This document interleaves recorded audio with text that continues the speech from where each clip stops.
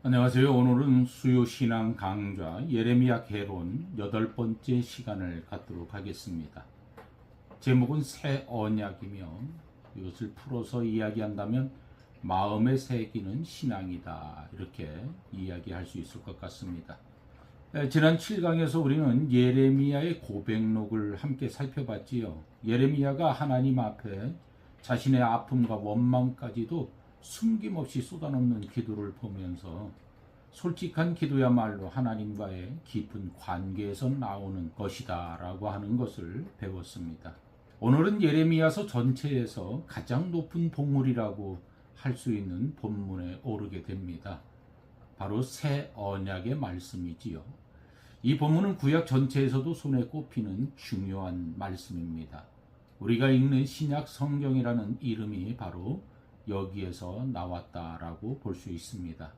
오늘 이 한 시간이 지나면 그 말이 무슨 뜻인지 분명하게 될 거라고 믿습니다. 예레미야서는 대부분 심판의 말씀으로 되어져 있지요. 그런데 30장에서부터 33장까지는 이 4장은 분위기가 사뭇 다릅니다. 눈물과 경고 대신에 회복과 소망의 약속이 가득하지요. 그래서 학자들은 이 부분을 위로의 책이다 이렇게 말하기도 합니다. 놀라운 것은 이 위로의 말씀이 주어진 그 시기입니다. 예루살렘이 바벨론 군대에 포위되어서 무너지기 직전, 나라 역사에서 가장 어두운 시간에 위로의 말씀을 주십니다. 예레미야 자신도 감옥에 갇혀 있었지요. 바로 그 캄캄한 밤에 하나님은 가장 밝은 소망의 말씀을 주셨습니다. 6강에서 배운 상징 행위를 기억하시지요?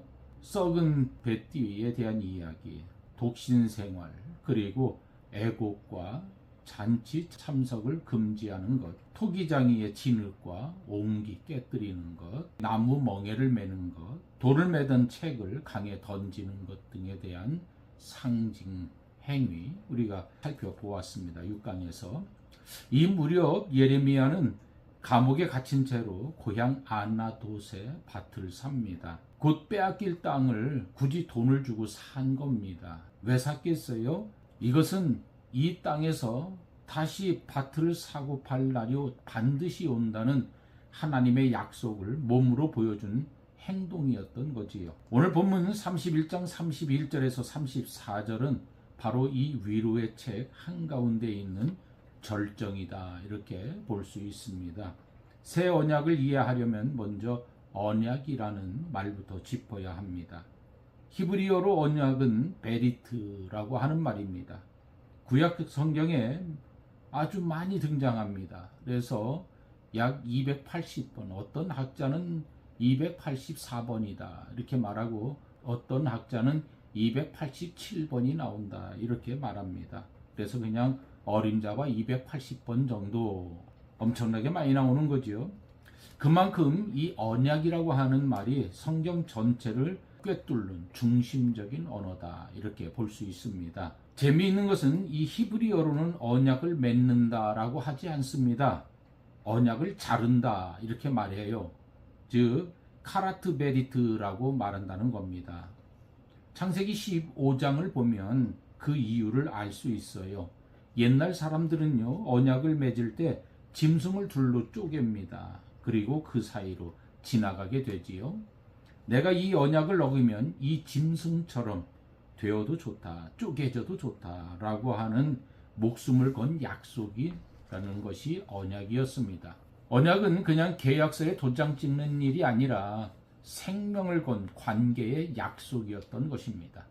이스라엘과 하나님 사이의 언약은 시내산에서 맺어졌지요. 출애굽기 19장에서부터 24장에 기록되어져 있습니다. 그 핵심은 한 문장입니다. 나는 너희 하나님이 되고 너희는 내 백성이 되리라. 마치 혼인서약과 같은 것입니다. 그런데 문제가 생겼습니다. 이스라엘이 이 언약을 계속해서 깨뜨렸던 거지요. 예레미야 시대에 이르러 그 결과가 예루살렘의 멸망으로 나타나고 있었습니다. 제가 오늘 본문으로 잡은 예레미야 31장 31절에서부터 34절의 말씀을 읽어 드릴게요. 여호와의 말씀이니라. 보라, 날이 이르리니 내가 이스라엘 집과 유다 집에 새 언약을 맺으리라. 이 언약은 내가 그들의 조상들의 손을 잡고 애굽 땅에서 인도하여 내던 날에 맺은 것과 같지 아니할 것은 내가 그들의 남편이 되었어도 그들이 내 언약을 깨뜨렸음이라. 여호와의 말씀이니라. 그러나 그날 후에 내가 이스라엘 집과 맺을 언약은 이러하니 곧 내가 나의 법을 그들의 속에 두며 그들의 마음에 기록하여 나는 그들의 하나님이 되고 그들은 내 백성이 될 것이라. 여호와의 말씀이니라. 그들이 다시는 각기 이웃과 형제를 가르쳐 이르기를 너는 여호와를 알라 하지 아니하리니 이는 작은 자로부터 큰 자까지 다 나를 알기 때문이라. 내가 그들의 악행을 사하고 다시는 그 죄를 기억하지 아니하리라. 여호와의 말씀이니라. 그렇습니다. 31절의 새 언약은 히브리어로 베리트 하다샤라고 하는 말입니다. 놀랍게도 구약 성경 전체에서 새 언약이라고 하는 표현이 나오는 것은 이 예레미야 31장 31절 단 한 곳입니다. 그 단 한 번의 말씀이 훗날 신약 성경이라는 이름의 뿌리가 되었던 거지요. 본문은 여호와의 말씀이니라. 보라, 날이 이르리니로 시작합니다. 지금은 심판의 때이지만 하나님께서 반드시 이루실 미래가 있다는 선언이었습니다. 그리고 32절은 분명히 말합니다. 이 새 언약은 조상들과 맺은 시내산 언약과 같지 아니하다. 이렇게 말이지요. 그렇다면 무엇이 새로운 것일까요? 내용이 바뀐 것은 아닙니다. 나는 너희 하나님, 너희는 내 백성이라는 언약의 목표는 그대로입니다. 바뀐 것은 그 언약이 이루어지는 방식이었습니다. 이렇습니다. 옛 언약은 돌판에 새겨져. 그것은 밖에서 가르치고 배우게 됩니다. 그 말씀을 가르치고 배우는 과정에 중개자가 있습니다. 제사장과 선지자들이었지요. 그리고 그들은 이 죄의 문제를 해결하는 데 있어서 해마다 반복해야만 했습니다. 그렇지만 새 언약은요, 어디에 기록이 되나요? 마음판에 기록이 되어집니다. 지켜지는 방식도 옛 언약은 밖에서 가르치고 배웠지요. 누군가가 소리를 내어서 가르치고 글로 써서 가르치고 어떻게 하는지 먼저 조교가 보여주듯이 보여줌으로써 가르쳐 줬습니다. 이제는 그렇지 않습니다. 우리 마음판에 새겨졌기 때문에 우리 안에서 우러나오게 됩니다. 하나님을 아는 길은 중개자가 있었지요. 선지자가 있었고 제사장이 있었어요. 그런데 이제는 작은 자로부터 큰 자까지 모두가 직접 하나님을 알게 됩니다. 죄의 문제도 옛 언약은 해마다 반복되는 제사를 통해서 죄의 문제를 해결했지만 이제 죄를 다시 기억하지 않으시는 용서, 단 한 번의 용서를 통해서 죄의 문제가 해결되어진다. 이렇게 말씀하고 있습니다. 그래서 옛 언약과 새 언약의 차이점이 분명히 보이게 되지요. 하나님은 새 언약을 통해서 4가지를 약속하고 계셔요. 첫 번째는 나의 법을 그들의 속에 두며 그들의 마음에 기록하여, 이렇게 말씀하시죠. 마음에 새겨주신다라고 말씀하시는 겁니다. 여기서 기록하다, 카타브라고 하는 말은 히브리어에서 마음이라고 하는 것은 감정만을 가리키지 않습니다. 생각과 뜻과 의지가 모이는 사람의 가장 깊은 중심을 뜻하는 것이 바로 카타브라고 하는 말입니다. 시내산의 율법은 돌판에 새겨졌습니다. 돌판의 글씨는 아무리 예쁘게 멋있게 깊이 새겨진다 할지라도 사람 밖에 있습니다. 읽고 배워야 하고 또 잊어버리기도 하고 알면서도 지키지 못할 때가 있습니다. 그런데 마음에 새겨진 말씀은 다르지 않습니까? 그 사람의 생각과 뜻 자체를 안에서부터 움직인다는 말입니다. 억지로 지키는 율법이 아니라 속에서 우러나오는 순종을 가져다 준다는 겁니다. 이것이 첫 번째 약속이지요. 두 번째 약속은요, 나는 그들의 하나님이 되고 그들은 내 백성이 될 것이라는 말씀입니다. 학자들이 언약 정식이라고 말합니다. 이 언약의 심장과 같은 문장이지요. 이 문장은 출애굽기에서 시작해서 성경의 마지막 책 요한계시록 21장 3절에서 마무리되어집니다. 새 하늘과 새 땅에서 하나님이 그들과 함께 계시리니 그들은 하나님의 백성이 되고, 이렇게 기록하고 있습니다. 성경 전체가 결국 한 문장을 이루어가는 이야기라고 해도 과언이 아니라는 말씀입니다. 이 세 번째로는요, 작은 자로부터 큰 자까지 다 나를 알기 때문이라, 이렇게 말씀하셨어요. 여기서 알다라고 하는 것은 여러분 많이 들어보셨어요. 야다라고 하는 말이거든요. 이 단어는 머리로 정보를 아는 것이 아닙니다. 부부가 서로를 알듯이 인격적으로 관계로 아는 것을 뜻한다라고 하는 것은 많이 들어보셨어요. 옛 언약 아래에서는 하나님을 아는 길에 층이 있었습니다. 제사장을 통하고 선지자 같은 중개자를 통해서 만나는 거였습니다. 그러나 새 언약에서는요, 작은 자로부터 큰 자에 이르기까지, 신분이 높든지 낮든지, 배움이 많든지 적든지, 나이가 많든 적든 모두가 하나님을 직접 알게 되었다라고 하는 겁니다. 오늘 우리가 각자 성경을 펴서 읽고 각자 하나님께 기도할 수 있다는 것이 바로 이 약속의 열매인 것입니다. 네 번째, 마지막이 굉장히 중요한 마지막이거든요. 잘 들으시기 바랍니다. 내가 그들의 악행을 사하고 다시는 그 죄를 기억하지 아니하리라. 사하다, 여기서 그들의 악행을 사하고 라고 하는 이 사하다라고 하는 말은요, 살라흐라고 하는 말이거든요. 이 동사는요, 구약에서 오직 하나님만을 주어로 쓰는 특별한 단어입니다. 사람과 사람 사이의 용서에는 절대로 이 살라흐라고 하는 말을 쓰지 않습니다. 죄를 완전히 씻는 용서는 하나님만 하실 수 있기 때문에 쓰는 용어가 바로 이 살라흐라고 하는 말인데요. 그래서 우리는 이 말씀을 눈여겨봐야 합니다. 이 말씀이 왜 중요하냐 하면은 이 네 가지 약속의 맨 마지막에 놓여있는 이 용서라고 하는 말이 사실은 앞에 세 가지 새 언약을 통해서 주시는 약속, 마음에 주시는 율법과 변함없는 관계, 나는 그들의 하나님이 되고 그들은 내 백성이 될 것이다 라고 하는 것과 작은 자로부터 큰 자까지 모두가 나를 직접적으로 알게 될 거라고 하는 이 세 가지가 다 이 용서에 기반하고 있다는 거예요. 이 세 가지가 이 용서가 되지 않으면은 해결될 수 없는 문제, 설 수 없는 언약이 되는 거죠. 그래서 하나님이 먼저 용서하셨고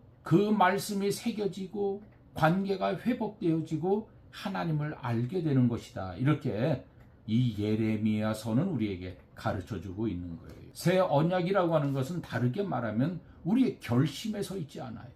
우리의 노력에 서 있지 않아요.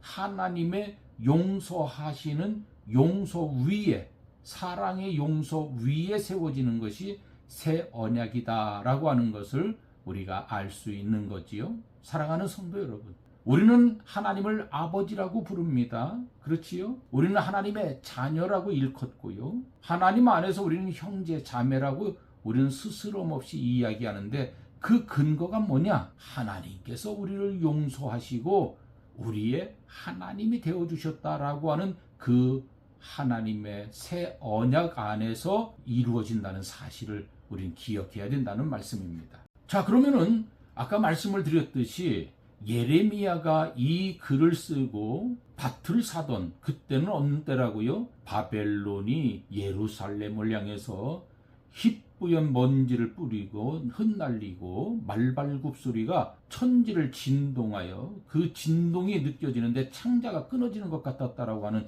이 하박국의 고백과 같은 그 절체절명의 순간에 고백되어진 거거든요. 기록되어진 거거든요.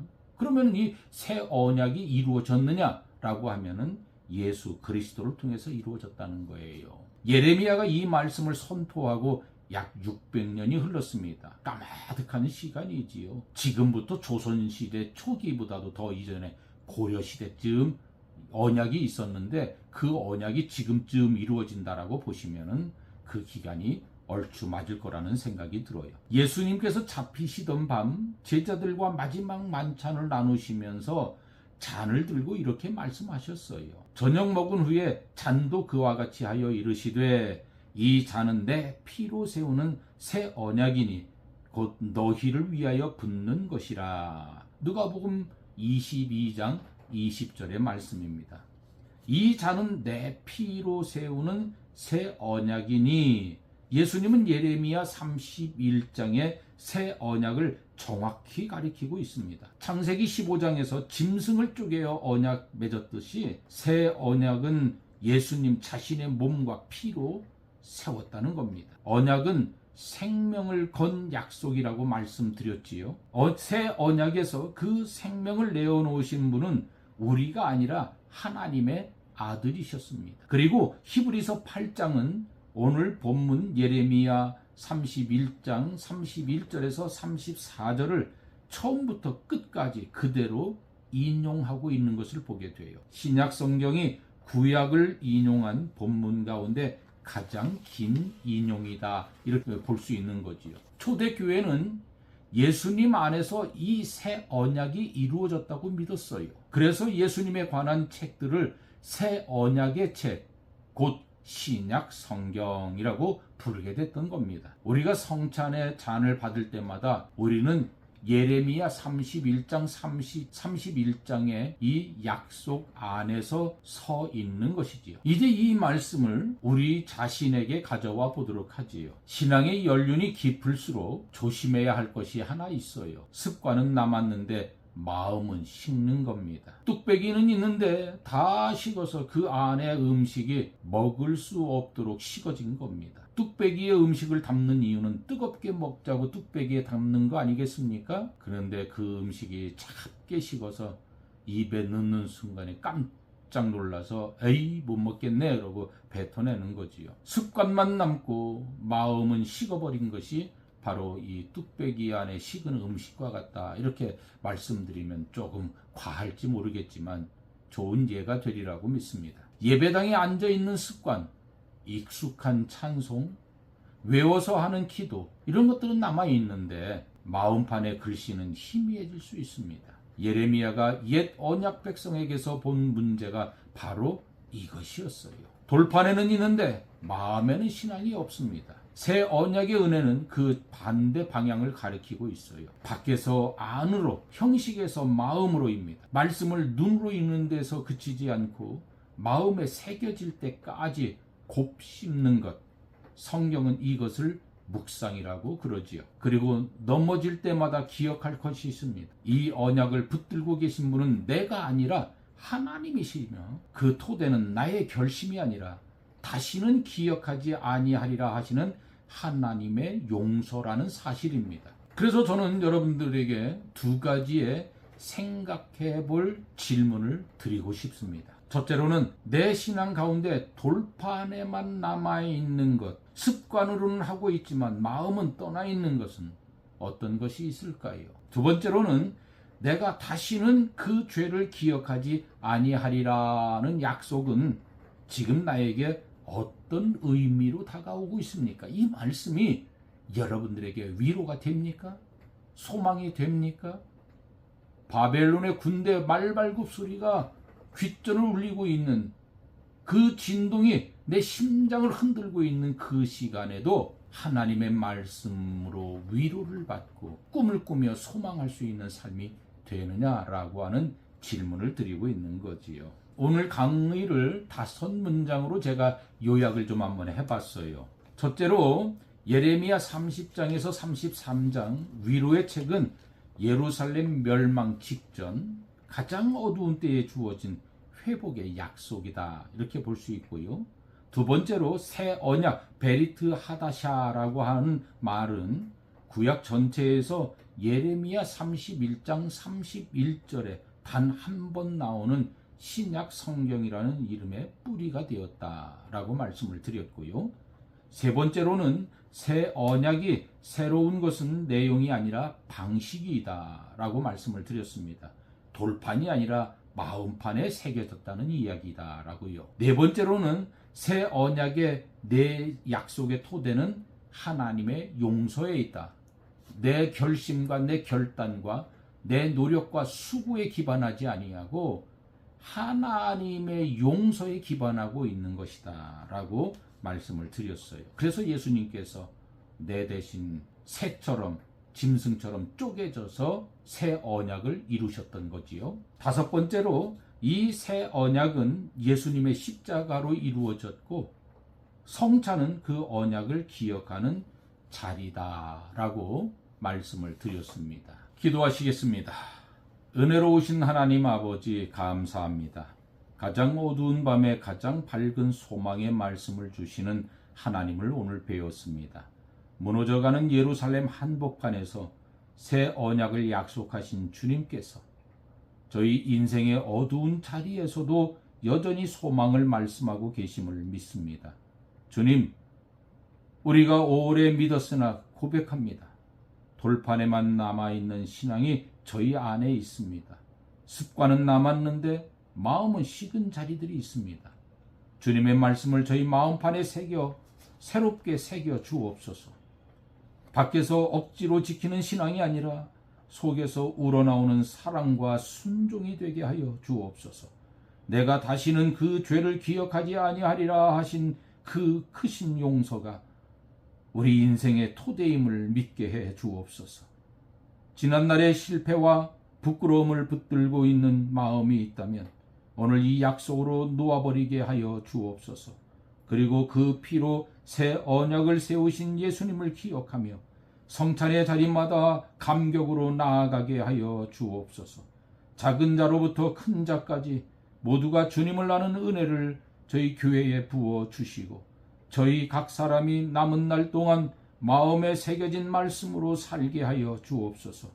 감사드리며 새 언약의 중보자 되신 예수 그리스도의 이름으로 기도드립니다. 아멘.